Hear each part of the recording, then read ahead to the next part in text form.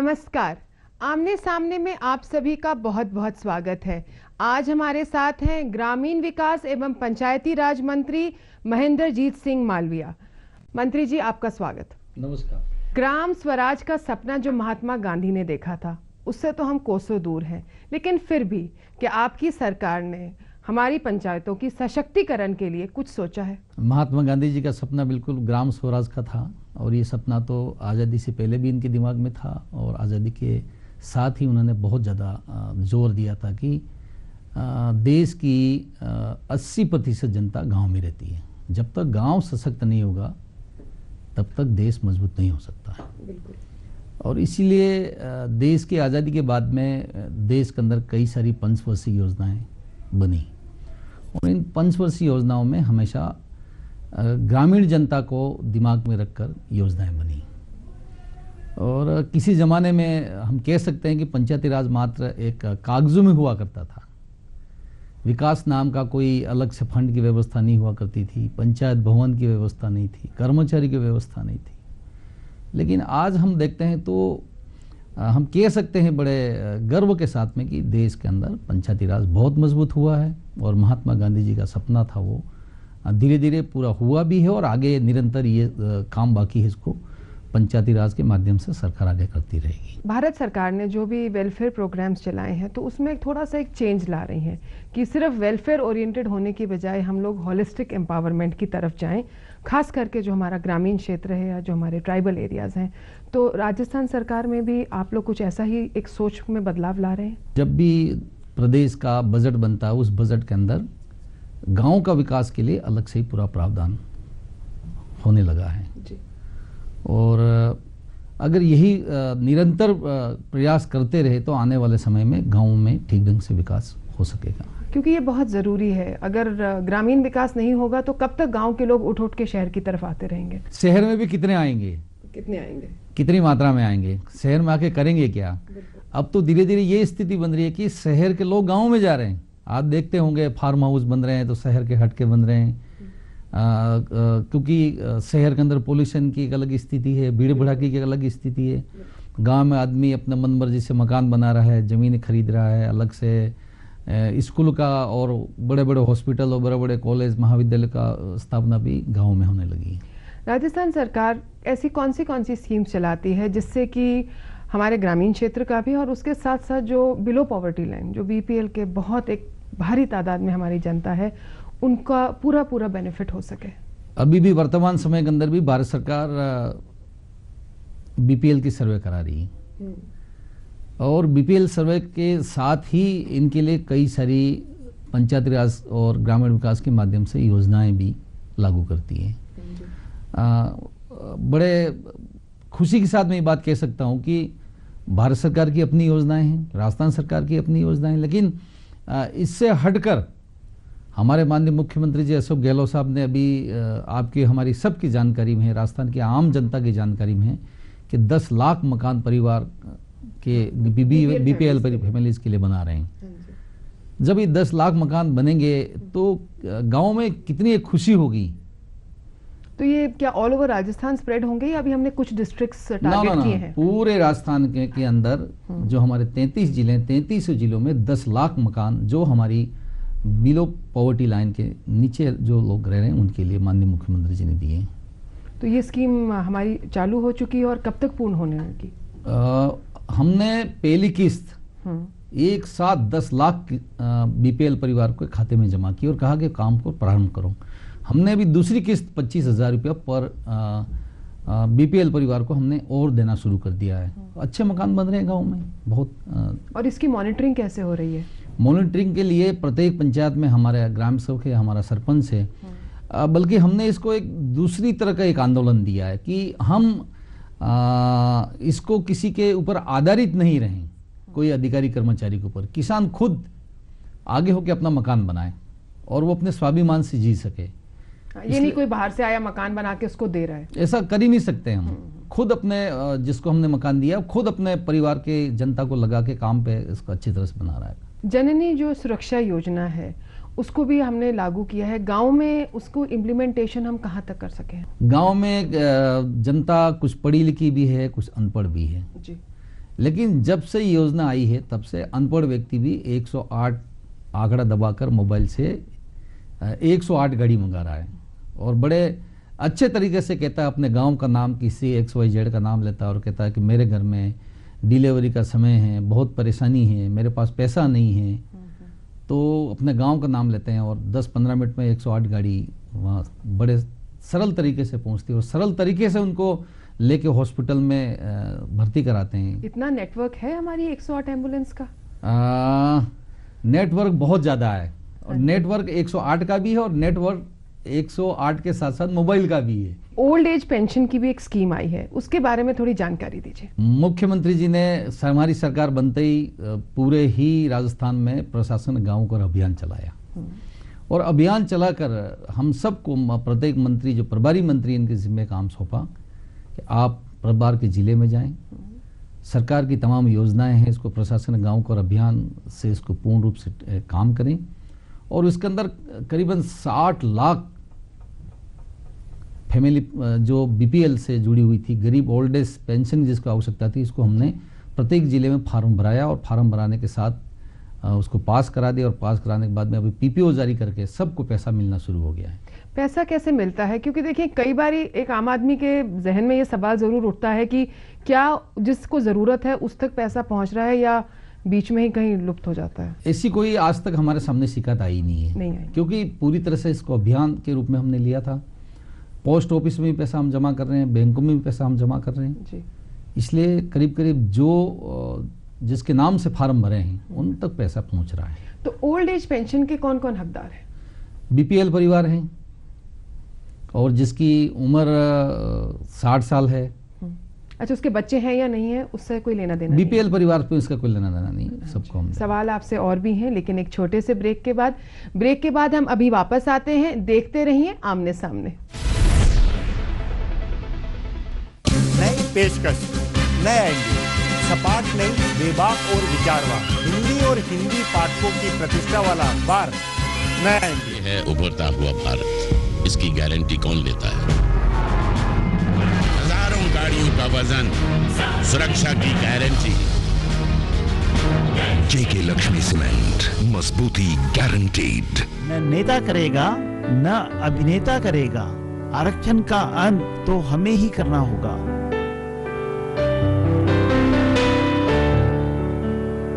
जागो पार्टी का मिशन 2013, आरक्षण का अंत, अपने हक के लिए अब तो जागो। हम एकमार किचन मसाला परिवार की ओर से आप सभी को नववर्ष की हार्दिक शुभकामनाएं। मजबूत चट्टानों से बनता है रॉक स्ट्रॉन्ग सीमेंट, जो देश को बनाए रॉक स्ट्रॉन्ग सीमेंट। जब बड़ी हो जाओगी तब मिलेगा ये तुम्हारे लिए। अब तुम बड़ी जो हो गई हो। रिश्तों को लगे हीरे की उम्र। TC jeweller for generations. Sarpanch ji, NREGA में गाँव में तालाब नाली तो खूब खुद गए, लेकिन अपने खेतों में भी तो सुधार के काम होने चाहिए। अरे भाई, सरकार ने अब हमारी बात सुन ली है। अब नरेगा में अपना खेत और अपना काम चालू कर दिया है। अपना खेत और अपना काम, ये क्या है? जरा खुल के बताइए। अरे भाई, नरेगा में अब हमारे खेतों की भी काया पलट होगी। सभी SC, ST और BPL परिवारों के खेतों पर खेत तराई बनाने, बंजर भूमि पर मिट्टी डालकर उसे उपजाऊ बनाने, मेड़बंदी और कटाव दूर करने, भूमि को समतल बनाने जैसे खुद के लाभ के काम भी करवाए जा सकते हैं। अच्छा, और खेत के चारों तरफ पेड़ लगाने और कच्चे धुरों को पक्का बनाने के काम भी करवाए जा सकते हैं। और इन कामों के लिए हमें पैसे कितने मिलेंगे? देखो भाई, अपना खेत और अपना काम योजना में प्रति परिवार नरेगा में 1.5 लाख रुपए की सीमा तक काम करवाए जा सकते हैं और इसमें से 60,000 रुपए की राशि निर्माण सामग्री में खर्च की जा सकती है। मैं तो अपने खेत में खेत तराई बनाऊंगा, लेकिन मुझे करना क्या पड़ेगा? उसके लिए ग्राम सभा में नामजद प्रस्ताव लाना पड़ेगा और अपने काम के लिए नरेगा की वार्षिक योजना में इसे शामिल करना पड़ेगा। और एक बात ध्यान रखो, तुम्हें भी खेत पर काम करना पड़ेगा। तब तो हम ग्राम सभा जरूर जाएंगे और अपने काम को नामजद कराएंगे। कर्लॉन आराम यात्रा, सपने देखो दुनिया देखो। कर्लॉन मैट्रेस खरीदो और एक आकर्षक ट्रॉली पाओ। कर्लॉन भारत का सबसे ज्यादा बिकने वाला मैट्रेस। भारत में भी विश्व स्तरीय इमारतें, जर्मन टेक्नोलॉजी से बना वर्ल्ड क्लास सीमेंट। भांगर सीमेंट, सस्ता नहीं सबसे अच्छा। हम फौलाद बनाते हैं, बजाज TMT सरिया। ब्रेक के बाद आप सभी का स्वागत है। हम लोग चर्चा कर रहे हैं महेंद्रजीत सिंह मालवीया जी से। मंत्री जी, 2 रुपए केजी इस दाम में गेहूं आपने कहा है BPL परिवारों को उपलब्ध कराएंगे और करा रहे हैं। ये स्कीम कितनी सक्सेसफुल है और इसमें क्या आपको प्रॉब्लम्स आ रही है? ये स्कीम तो पूर्ण रूप से सफल है। हमको किसी प्रकार की प्रॉब्लम नहीं आ रही है। इसलिए भी नहीं आ रही है कि एक नारा दिया था जय जवान और जय किसान का। एक वक्त वो भी था कि हमारा पूरा देश विदेशों से गेहूं और ज्वार वगैरह आता था, तब जाके हम अपना पेट भरते थे। जय जवान और जय किसान के नारे के साथ हमारे देश के पास में इतना अन्न पैदा हो रहा है। बड़े बड़े हमने डैम बना दिए, छोटे मोटे डैम बना दिए। किसी ज़माने में हमारे पास में खाने के लिए अनाज नहीं था, आज हमारे पास में इतना अनाज है कि हम विदेश तक को निर्यात करते हैं। और इस स्थिति में भारत सरकार और राजस्थान सरकार ने BPL परिवार को 2 रुपये किलो गेहूँ देने की नहीं बल्कि दे रहे हैं। बहुत। कौन सा गेहूं दे रहे हैं जो राजस्थान में उत्पादित होता है? हाँ, राजस्थान का उत्पादन का गेहूं दे रहे हैं। बाहर से तो नहीं लाते? नहीं, लाने की जरूरत ही नहीं। हमारा राजस्थान खुद सक्षम है, बाहर से लाने की आवश्यकता नहीं हमको। और ऐसा तो नहीं है कि कल को हम लोग अखबारों में पढ़ेंगे कि नहीं जी गेहूं में तो कीड़े लगे हुए थे और गेहूं तो खराब था, खाने योग्य नहीं है, ऐसा तो नहीं है? बिल्कुल नहीं है, साफ सुथरा गेहूं है। 2 रुपये किलो गेहूं लेके BPL परिवार के जनता बहुत खुशी से अपना गुजारा कर रही है। लेकिन आज मुझे एक बात कहते हो बहुत ज्यादा खुशी है कि हमारा दिमाग उस तरफ भी जाना चाहिए, क्योंकि गेहूं पैदा हो रहा है किसान के खेत में। जब किसान के खेत में गेहूं पकता है और वो गेहूं ले जाके सरकार के खजाने में किसान जमा करता है और जमा करके वो समर्थन मूल्य को लेता है, चाहे वो आज करीबन 13 रुपया पर केजी हो गया। लेकिन ये बात कहते हुए ज्यादा खुशी है कि वही किसान वापस उसी गेहूं को 2 रुपये किलो वापस घर पे लेके जाता है। ये कोई कम संपदा है क्या देश में? बिल्कुल, लेकिन ऐसा तो है, कुछ एक लिमिट हमने कर रखी कि आप इतना ही गेहूं ले जा सकते हैं और इससे ऊपर नहीं। 35 किलो पर परिवार हमने इसको तय कर रखा है। नरेगा के बारे में बहुत कुछ सुनने में आता है, कुछ अच्छा कुछ बुरा, करप्शन के, भ्रष्टाचार के भी बहुत चार्जेस लगाए जाते हैं। आपको क्या लगता है कि क्या नरेगा एक बिल्कुल सफल कार्यक्रम है या इसमें कुछ बदलाव लाने की आवश्यकता है? क्योंकि ये एक्ट बना है, भारत सरकार ने कानून बना के पूरे देश में लागू किया है और ये महत्वपूर्ण और महत्वाकांक्षा इस भारत सरकार की योजना है जो दुनिया के किसी भी देश में नहीं है। और इस योजना से लागू होने से देश के अंदर जो बेरोजगारी थी, कई सारे परिवार पलायन करके एक स्थान से दूसरे स्थान पर चले जाते थे, बच्चों की पढ़ाई का प्रबंध नहीं हुआ करता था। जिस दिन से नरेगा आया उस दिन से किसान पलायन बंद हो गया, किसानों का कम हो गया। अगर जाते भी हैं तो बड़े अच्छे काम के लिए जाते हैं, मजदूरी के लिए नहीं जाते हैं। अपने ही घर में अपने ही खेत में काम करते हैं और अपने बाल बच्चों को भी पढ़ाते हैं, घर का काम भी करते हैं। और नरेगा एक तरह से हमारे देश की जो गरीब जनता गांव में रहती है इसके लिए एक वरदान साबित हुआ है। इसके लिए तो मैं भारत सरकार को बहुत बहुत धन्यवाद देना चाहता हूँ। जो ये स्वर्ण जयंती ग्राम स्वरोजगार योजना है, क्या ये भी नरेगा का हिस्सा है या बिल्कुल अलग है? नहीं, अलग है। ये पहले से ही चला आ रहा है, ये योजना पहले से ही चली आ रही है। तो इसमें क्या करते हैं?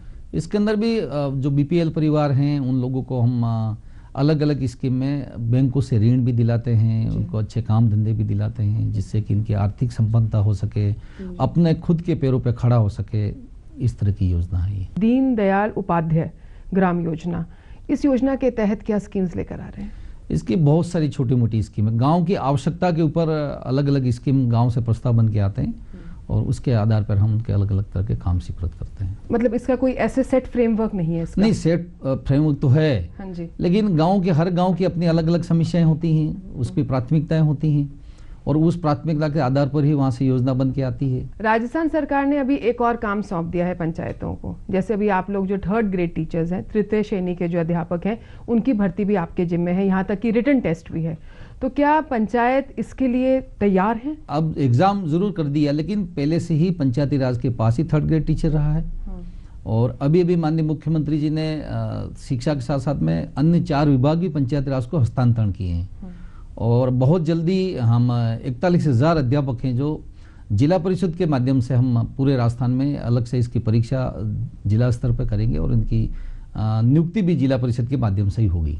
लेकिन इसके लिए जो भी आपको जिस जिस चीज़ की ज़रूरत है, आपके लिए पेपर चेक भी होंगे, बाकी चीज़ें भी होंगी, तो क्या पंचायतों के पास ये सारा इंफ्रास्ट्रक्चर है? कोई दिक्कत नहीं है, इसके पास में हमारे पूरे प्रबंध हैं। और सिलेबस में कुछ चेंजेस आए हैं पाठ्यक्रम में? नहीं, ऐसा तो कोई खास परिवर्तन नहीं हुआ है। सवाल आपसे और भी करने हैं, लेकिन एक छोटे से ब्रेक के बाद। हम ब्रेक के बाद अभी वापस आते हैं। आप लोग देख रहे हैं आमने सामने। नई पेशकश, नया एंडी, सपाट नहीं, बेबाक और विचारवान, हिंदी और हिंदी पाठकों की प्रतिष्ठा वाला अखबार नया एंडी। जब बड़ी हो जाओगी तब मिलेगा। ये तुम्हारे लिए, अब तुम बड़ी जो हो गई हो। रिश्तों को लगे हीरे की उम्र। TC jeweller, jeweller for generations. बनेगी भारत में भी विश्व स्तरीय इमारतें। जर्मन टेक्नोलॉजी से बना वर्ल्ड क्लास सीमेंट। भांगर सीमेंट, सस्ता नहीं, सबसे अच्छा। जब गरीबी ही जाति देखकर नहीं आती, तो फिर आरक्षण जाति के आधार पर क्यों? जागो पार्टी का मिशन 2013, आरक्षण का अंत, अपने हक के लिए अब तो जागो। हम एकमार किचन मसाला परिवार की ओर से आप सभी को नववर्ष की हार्दिक शुभकामनाएं।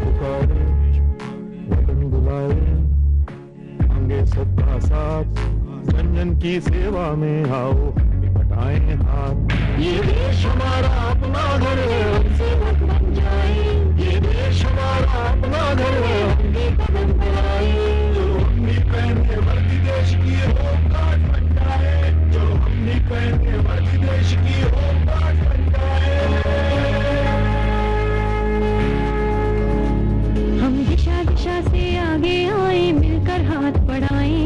ये मुमकिन है, कोई ख्वाब नहीं, हम ख्वाब को सच बनाएं। हम जिम्मेदारी अपनी सारी कांधे पे उठाएं। ये देश हमारा अपना घर है, हमने कदम बढ़ाए।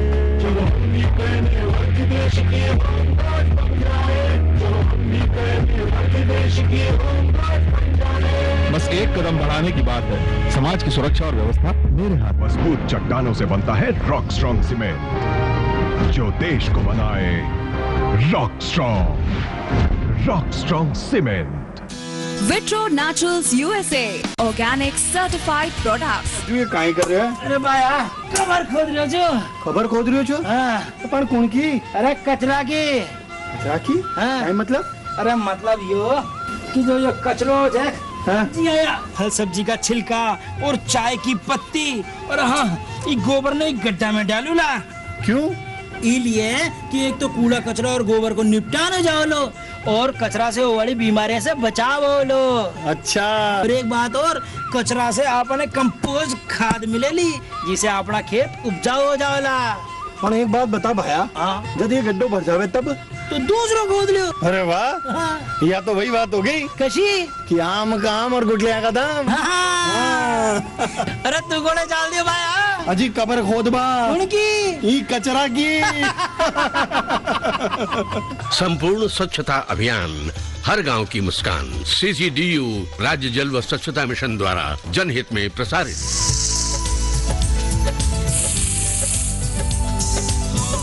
पारस शुद्ध घी, स्वाद का तड़का। ब्रेक के बाद आप सभी का स्वागत है। आप लोग देख रहे हैं आमने सामने और हमारे साथ है महेंद्रजीत सिंह मालविया।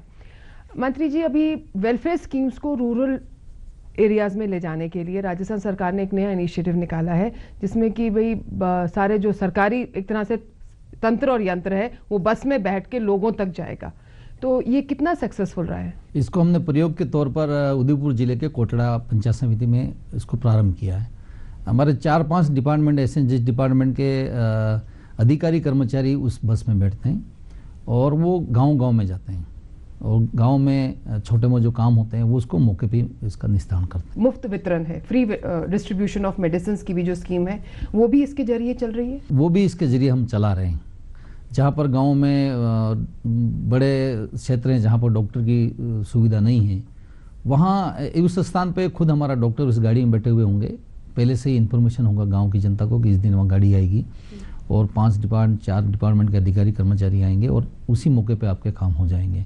और वहीं पर कई सारी दवाइयाँ वगैरह भी वितरण होती है, क्योंकि जनता को अभी तक इसका पता नहीं है कि सही में क्या राजस्थान की सरकार पूरे राजस्थान के 6 करोड़ जनता को मुफ्त दवाई दे रही है, नहीं दे रही है। क्या ये स्कीम हर छोटे से छोटे जिले और गाँव में भी है?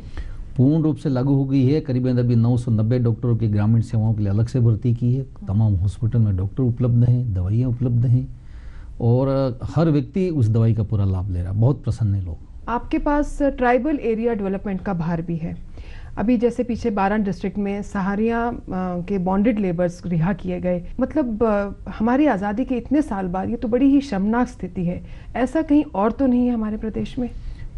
ऐसी तो हमारी तो कोई जानकारी वैसे आया नहीं है। शहरी का भी मैंने अभी दौरा किया है, वहाँ पर अशिक्षा ज़्यादा है। गरीबी जरूर थोड़ी बहुत हो सकती है, लेकिन इतना कोई ज़्यादा नहीं है, क्योंकि अब तो लोग अनपढ़ से व्यक्ति भी समझने लग गया कि मुझे भी आज़ाद भारत का नागरिक हूँ और मुझे भी अपनी पूर्ण रूप से स्वतंत्रता है। इसलिए ऐसी कोई बाउंडेड लेबर जैसी कोई समस्या हमारे सामने नहीं आई। मंत्री जी, पीसा क्या है?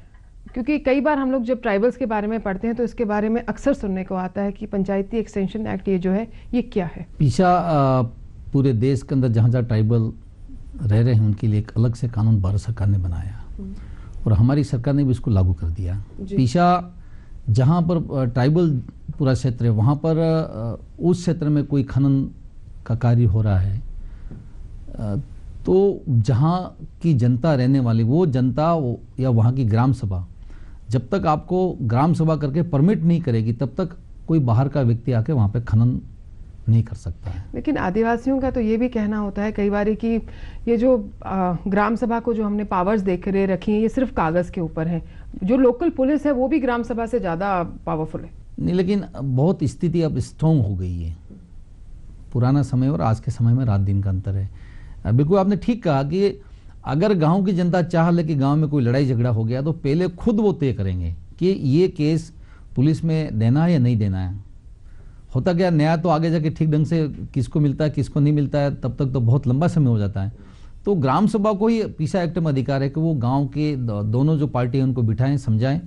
पहली बात तो झगड़ा नहीं करने के लिए उनको समझाइश करें और झगड़ा हो भी देखिए होते रहते समाज इतना बड़ा छोटा मोटे तो हो ही जाते हैं, घर में ही हो जाते हैं, तो ये तो गाँव है। बिल्कुल। तो इसको समझाइश करके पीसा एक्ट में धीरे धीरे करके कम करने का प्रयास किया जाता है। ट्राइबल एरियाज में फॉरेस्ट राइट एक्ट ये क्या है? ये भी भारत सरकार का एक कानून बन के आया है और जो बरसों से जनता जंगलों में रह रही है, क्योंकि किसी जमाने में आबादी देश की कम थी, आज आबादी बढ़ गई और बढ़ती हुई आबादी में धीरे धीरे करके किसान जंगलों में प्रवेश करता गया, जंगल काटता गया, मकान बना लिए।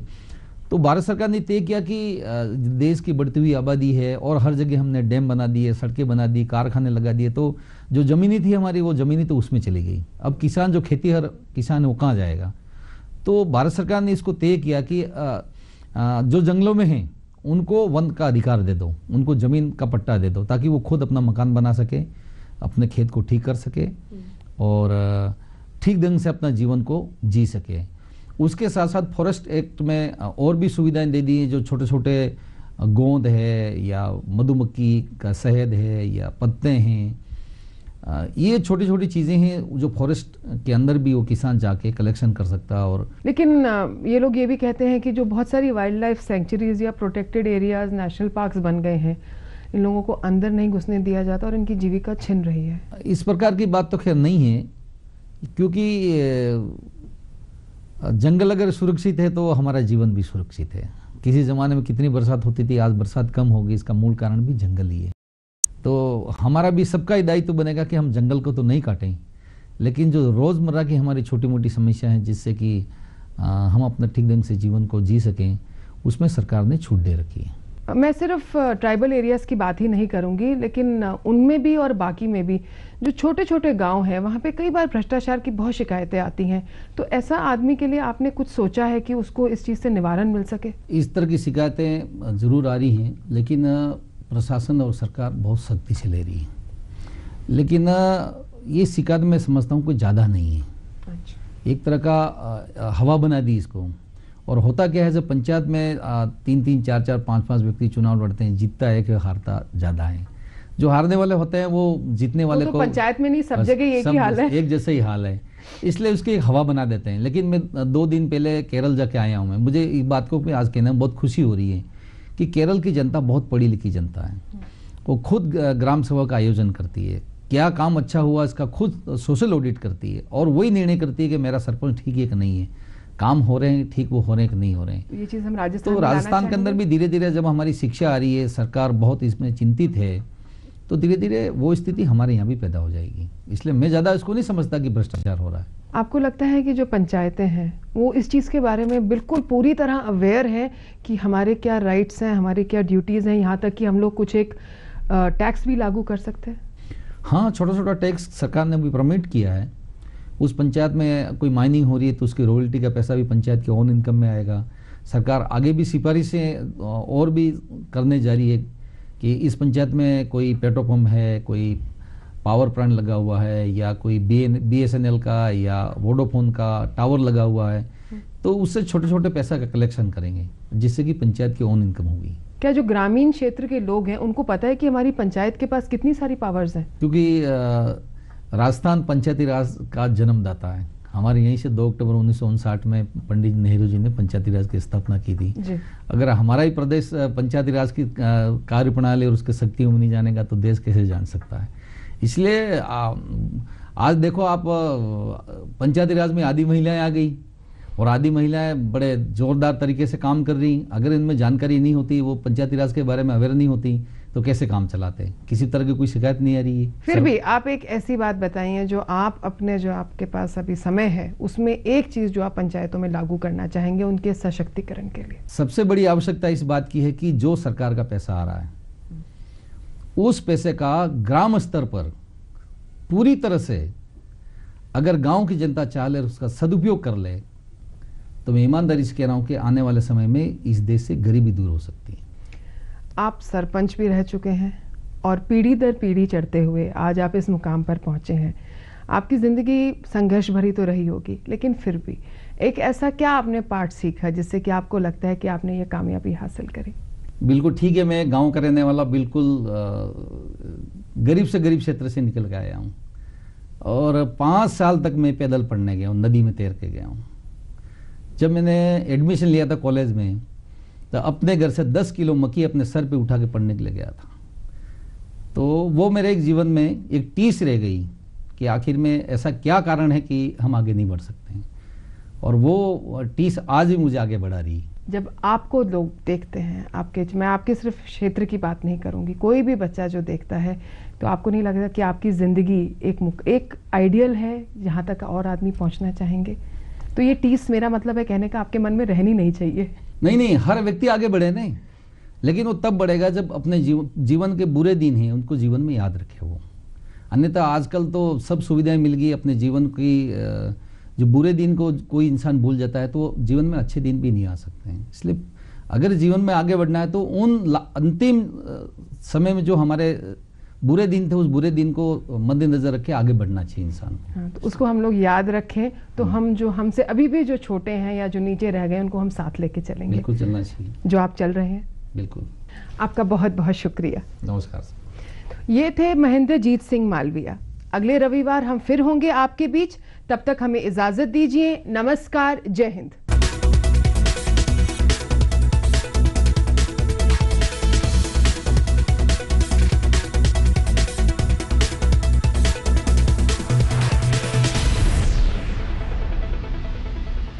इस कार्यक्रम के सह प्रायोजक थे मजबूती और विश्वास का दूसरा नाम